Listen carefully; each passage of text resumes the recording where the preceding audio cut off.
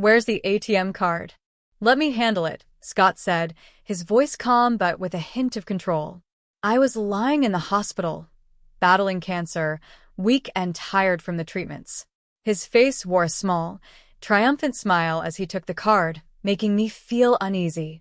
There was something in his look, something that hinted he might have his own plans now that he had my ATM card.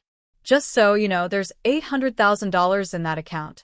Handle it carefully, I told him, trying to trust him as my husband. I hoped he would be there for me, but I also had a plan in mind. I had thought through everything and decided to trust him, even with this risk.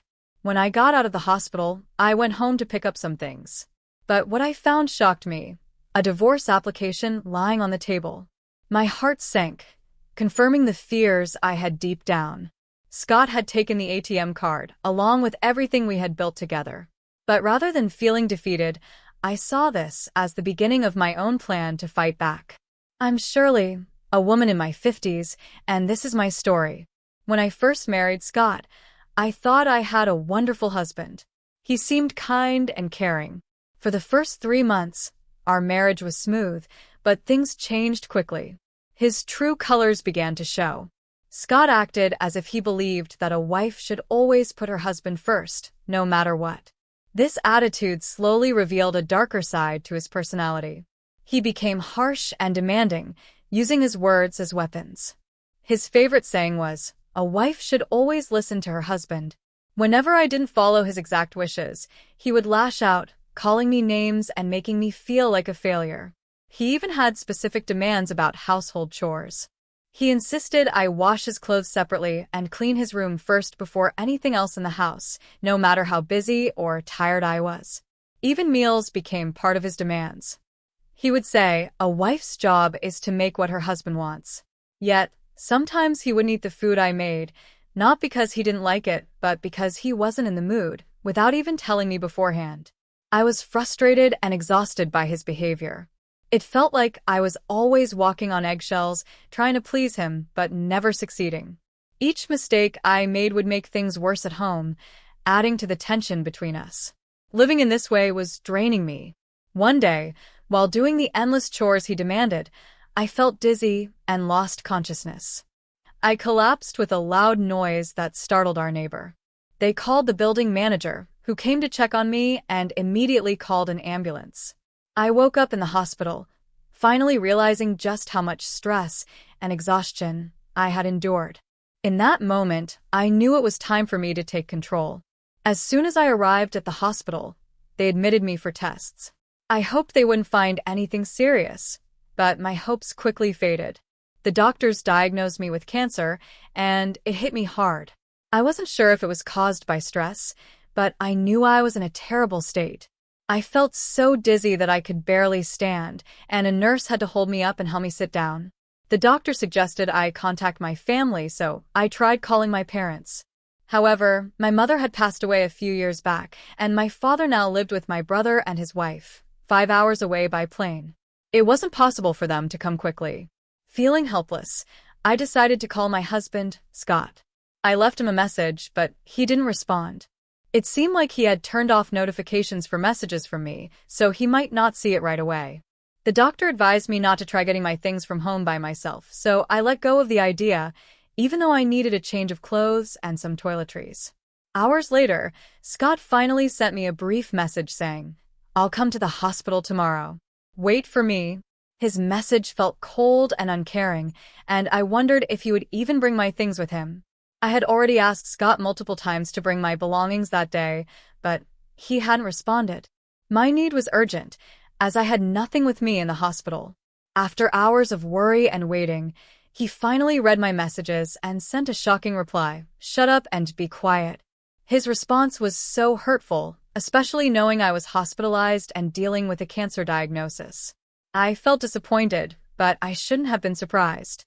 Scott had never shown much care, but part of me still held on to a little hope. The first day in the hospital was rough, made worse by Scott's lack of support. The nurses saw my distress and tried to comfort me, but their kindness only made me feel worse, like a reminder of what was missing in my marriage. The next day, around noon, Scott finally showed up. He looked at me and said casually, "You look healthier than I thought. I expected you to be more frail." His comment hurt, and I couldn't hold back my anger. "Just put down the bags and leave," I told him, trying to stay calm. Scott looked confused. "What bags?" he asked, as if he had no idea what I was talking about. My frustration grew. He hadn't even brought my things after I'd clearly told him I needed them. I glared at him, unable to hide my anger. He noticed my look and snapped, "What's that look for?" His indifference was pushing me to my limit, but I took a deep breath and tried to stay composed. "If you didn't bring my things, why are you here?" I asked, feeling a mix of sadness and frustration.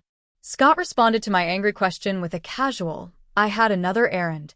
"Another errand? What was so important?" I asked, feeling exhausted and drained after a sleepless, stressful night. I waited, watching him hesitate, as if he was deciding whether to tell me the truth. "If you have something to say it now," I insisted. Finally, he let out a small laugh and said, "Where's the ATM card? Let me manage it. Trust me." His real purpose became clear in that moment. He had come here not out of concern for me, but to get control of the ATM card and seize our savings for himself. His self-centeredness, even in this situation, made me feel a deep sadness, yet Scott stood there, smiling as if nothing was wrong. Unable to bear his behavior anymore, I made a decision. "There's $800,000 in that account," I told him firmly. "Take care of it." Scott's eyes lit up with surprise and greed. To give some background, both Scott and I had worked regular office jobs before we got married, and we didn't make much money back then. So, where did this $800,000 come from? The answer was stocks. After I became a housewife, I started investing in the stock market on a friend's advice. I did this quietly, while taking care of the house, and recently I had made a large profit. Initially, I wanted to keep this money hidden, afraid of what Scott might do if he found out about it. But now, my desire for revenge drove me to tell him. Seeing his greedy reaction confirmed my suspicions.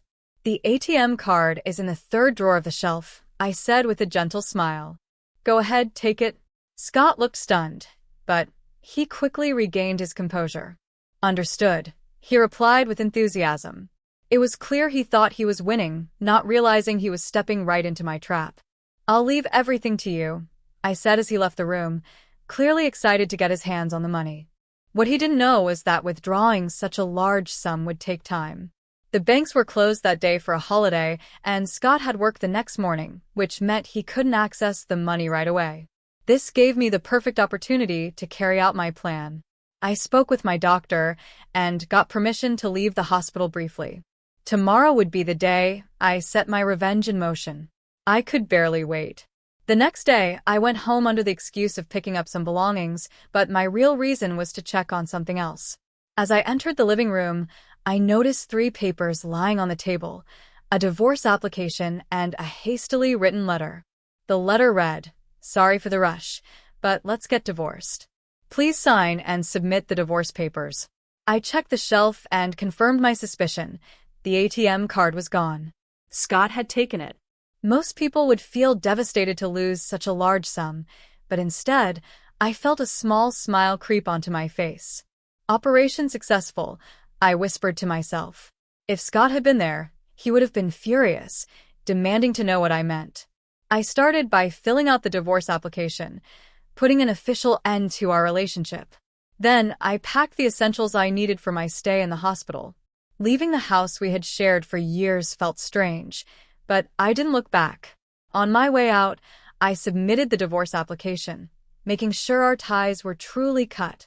Back at the hospital, I prepared for the new challenges ahead, speaking with my doctor about my treatment and what I should expect. Later, while resting in my hospital room, I noticed multiple missed calls on my phone, all from Scott. He had also sent several messages, mostly asking about how to withdraw the money. To avoid disturbing my roommate, I stepped into the hospital's common area, where phone calls were allowed, and returned his call. "Finally, I can't withdraw the money. Please tell me how to do it," Scott said, sounding more panicked than I had imagined. It seemed he needed the $800,000 urgently, but I felt no need to help him. If you can't withdraw it, then give up, I replied, keeping my voice calm and cold. Don't be so harsh, he pleaded. We were husband and wife after all. Maybe we should help each other. I couldn't believe what I was hearing. Husband and wife. Helping each other? His words felt like nonsense. Scott's actions had shown he only cared about himself, and I knew he was driven by nothing but greed. Are you really having trouble withdrawing the money?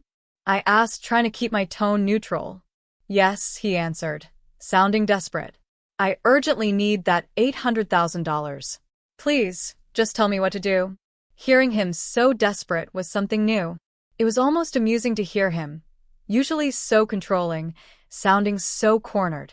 I almost laughed, but I kept myself composed and decided to give him the truth. The method you're trying is correct, I told him, letting the words sink in. But the ATM card you have now? It won't work anymore. There was silence on the other end as he processed what I had said. The card he had taken would no longer give him access to the money. I could imagine the shock on his face as he realized he had fallen right into my plan. I spoke plainly. The card won't work anymore, I said, hearing the disbelief in Scott's voice. What do you mean? He shot back. An ATM card should just work. Yes, normally it would, I replied, but the one you took is now useless. Why? He demanded, sounding both shocked and frustrated. Because I filed a report for a stolen card earlier today. The ATM card is now just a piece of plastic. Useless to you, I explained calmly. There was silence on the other end as he tried to absorb the news. That morning, I had stopped by the bank and reported the card as stolen. Scott had taken it without my permission, planning to take the $800,000 I had saved up for himself. His actions were clear theft, and I had every right to protect my money. Now, the card he had was blocked, and he could no longer access any of those funds. On top of that, I had already submitted the divorce papers, ending any claim he might have thought he had as my husband. How does it feel to be outsmarted by the woman you always looked down on? I couldn't help but add with a sense of satisfaction. I don't know what you needed the $800,000 for, but I'm not about to hand over that money under these circumstances. Desperation filled his voice. I need that money right now. Please, I'll do anything. Just give me the money. His urgency was almost overwhelming, and I felt a sense of curiosity. What had he done that made him so desperate for such a large sum? Why do you suddenly need $800,000? What's going on? I asked, waiting for his answer. After a long pause, Scott started explaining. 3 days ago, when he learned about the $800,000, he impulsively quit his job. Expecting that he would have access to my savings, he started spending recklessly, even gambling, and quickly ran up a debt of $600,000. Now, the lenders were demanding that he repay the debt within a week, or there would be severe consequences. He had assumed he could solve everything with my ATM card, convinced the money was already his. Scott went on, telling me how he had been living lavishly, assuming that once he had the card, he'd be set for life. But when he tried to withdraw the money, he realized the card was blocked. Now, without access to the $800,000, he was in deep trouble. My future is in ruins without that money, Scott admitted, his voice full of desperation. He had abandoned the divorce papers he once left on the table and, shamelessly, reached out to me for help, hoping I'd feel sorry for him. But after everything he had done, I felt no pity for him. Scott's voice shook with fear. I don't know what will happen if this continues, he said, sounding truly panicked. It was clear he wasn't lying. His reckless actions had finally caught up with him. He had gone wild, spending $600,000 in just a few days, blinded by the thought of easy money. I sighed deeply. The old me, the one who had once put up with his terrible behavior and tried to keep the peace, might have felt sorry for him and offered help. But I was different now. The love I once felt for Scott was long gone, replaced with a sense of indifference. No matter how much he begged, I felt no pity. If anything, I felt a faint amusement that he thought I'd care enough to bail him out. But Scott kept pleading. Please, you're the only one I have left, he begged. His constant appeals grated on my nerves. I wanted to free myself from this burden, and focus on my recovery. This mess was entirely his doing, and I had no reason to help. If you had shown even a bit of concern for me as a husband and brought me my things when I asked, maybe I would have considered sharing some of the $800,000 with you, I told him. But you didn't. You only thought about yourself. I kept my tone firm. I'm sorry, but I have no intention of giving you the $800,000 or helping you out of this mess. It's your responsibility to deal with the consequences. Scott's desperation grew. Don't be so cruel. We were married, after all. You can't just erase everything we had because of one piece of paper. What relationship? I shot back, my voice sharp. You've only leaned on me, taking advantage whenever it suited you. Now you're trying to manipulate me to get what you want. I refuse to waste any more time on you, and I won't give you the $800,000, no matter what you say. Scott's voice became frantic. Please, Shirley, I'm begging you. You're the only person I can turn to. If you abandon me, I don't know what will happen. His words had a tone of blame, as if somehow I was at fault for his situation. But the truth was clear. His own careless spending had led him here. If he hadn't splurged recklessly, if he hadn't cut me out of his plans, he wouldn't be in this mess. This was entirely his doing. Stop making excuses, I replied, my voice steady and cold. You're just facing the consequences of your own choices. Handle it yourself. With that, I ended the conversation, feeling a weight lift from my shoulders. Scott had dug this hole, and now he would have to find his own way out. For once, I was free to focus on myself and my own healing. I ended the call with a firm, final message to Scott. When he kept calling back, I ignored him and eventually blocked his number to stop any further communication. With the divorce papers filed and submitted, Scott and I were no longer connected in any way. I was officially free from him. Feeling a sense of relief, I turned my attention fully to fighting cancer. It was a tough journey, filled with treatments and struggles, but I finally overcame it. When I was discharged from the hospital, I felt like a new person, ready to start fresh. After leaving the hospital, I heard from a friend that Scott had disappeared. Desperate after losing contact with me and not being able to access any money, he had tried borrowing from his family and friends. He begged them for $600,000, but his urgent pleas made people suspicious, and no one was willing to lend him a cent. What happened to him after that was unknown to me, but it seemed he was going through more hardship than he ever expected. Knowing this brought me a sense of closure and satisfaction. After recovering, I decided to leave the house I once shared with Scott. I found a new place to live, one that felt peaceful and entirely my own. I also began working from home, enjoying the independence and freedom that came with this new phase of life. My finances were secure, and I felt grateful to have control over my life again. Sometimes friends would ask me if I planned to find new love or consider remarrying. The memories of my painful time with Scott quickly put an end to any thoughts of marriage. I had learned to value my freedom, and I loved the peace of living on my own. In my new home, I felt at ease and at peace, with a fresh start ahead.